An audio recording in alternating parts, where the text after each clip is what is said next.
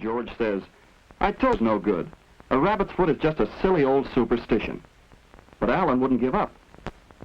What is a superstition anyway? And what is a fact? Are all superstitions true, or are just some of them true? Now, George tells me he thinks me a fact, or something he believes is a fact. Yes, Alan? Well, last week when we talked about glass, we said it was a non-conductor of electricity. I think that's a fact, isn't it? We did talk about that, and we can add that to our list. Now, who else can give me another statement? Something he calls a superstition. Yes, Marion? Well, there's a superstition about the ground 6 weeks more of cold weather. Yes, that is a fairly common saying. Now, we have 2 more statements to write. No trouble getting a lot of statements to add to her list. And by the next month, arrange the statements in a chart on the blackboard. The class had mentioned 8 items in all, and from these they had chosen 6 statements for class discussion. First, there was the original rabbit's foot idea. A rabbit's foot brings good luck. Next was an example of a fact. Glass is a non-conductor of electricity. Then, if the groundhog sees his shadow on the 2nd of February, there will be 6 more weeks of cold weather. Miss Carr asked George to hand out individual record sheets so everyone could study all the statements very thoughtfully. Somebody had suggested the statement, a pint of milk weighs more than a pint of cream. Then there was the idea that hot water will freeze quicker than cold water. And last on the list was, water expands when it freezes. Miss Carr asked everyone to think about each statement and to check off each one on the list. This would give each pupil a record showing, I believe that statement, I do not believe this one, I'm doubtful about this, and so on. Very quickly, everyone completed the lists of the 6 statements the class had chosen. And now Miss Carr could add up what the whole class thought about each statement, from the rabbit's foot idea, clear on down the line to the end. These are the opinions of the whole class.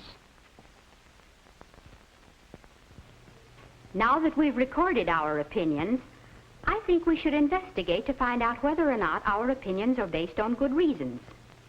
First, how about a rabbit's foot? Will carrying one bring good luck? It seems to me there's one way to find out. Alan? Yes, Miss Carr. Will you meet the 10 students who would volunteer to carry them for a week? Now, this is the first step in our experiment.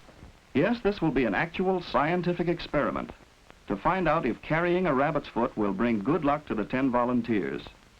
Like many experiments, this one will extend over a period of time. Miss Carr wrote the experiment. George listed the students who will not carry rabbit's feet, and Alan listed those who will carry them for a whole week. At the end of the week, each student will report what happened. Meanwhile, Marion wrote on the board the names of her group. Their job will be to look up weather reports, to find out if the groundhog seeing his shadow really governs the weather. They'll report next week, too. But some of the statements do not take so much time to investigate. We can test this statement right away. Glass is a non-conductor of electricity.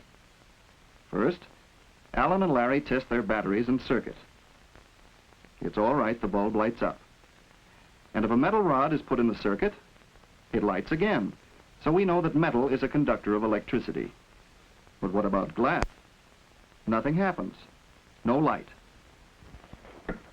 Now, do you believe that glass is a non-conductor of electricity? There's no doubt about it now, because our experiment proved that statement to be a fact. While Alan put away the electricity experiment things, Miss Carr recorded the result. Now the students were basing these new opinions on evidence, experiments, guesswork anymore. A week later, Marion and her group were ready with their report on the groundhog statement. And while Marion was copying her records, Miss Carr called for individual reports on the rabbit's foot experiment. Alan was first. I was one of the 10 who carried a rabbit's foot. I found a quarter last Saturday. I call that luck. I didn't carry one. On Wednesday, I won the school poster contest, and on Thursday, I got a pretty low mark in history. I guess that's good luck and bad luck. I did carry a rabbit's foot. The only unusual thing that happened was that we moved from one apartment to another. One by one, all the pupils reported on what had happened to them during the week. And they finally agreed that carrying a rabbit's foot doesn't really affect the daily events of their lives. So their experiment proved the first statement to be just a superstition. Marion, would you like to give the report for your group now? Well, we studied the United States weather reports for the last 10 years for our state. Then we organized our material. And this is a good job of research. For every Groundhog Day or February 2nd, the weather was listed. If it was fair, the groundhog would have seen his shadow. And if it was cloudy, he couldn't have seen his shadow. But shadow or not, the temperature never varied more than 2 degrees from normal. The groundhog had nothing to do with spring weather. When we seek to answer our questions by observation and research and experimentation, as we have been doing, we are using the scientific method.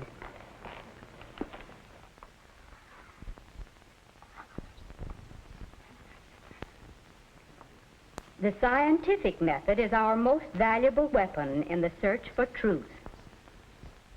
Modern man uses the scientific method in research to help him base his opinions on facts. For everything he can observe, he tries to discover the natural cause. In the search for what I never saw before. In learning the truth about a rabbit's foot as a good luck charm, we use the scientific method. And right on down the list, the use of the scientific method gave us the truth.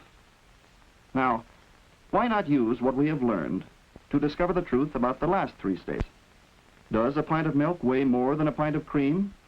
Try it at home for yourself. Here's another. Will hot water freeze quicker than cold water? Try it yourself. Don't be satisfied with just anybody's guess. Does water really expand when it freezes? Try this experiment yourself. It's simple. Do you believe this is the right answer? Well, it was Alan with his rabbit's foot who started us off on the search for facts. And out of it, he learned the scientific method. And so did we. How many believe this is the world we live in?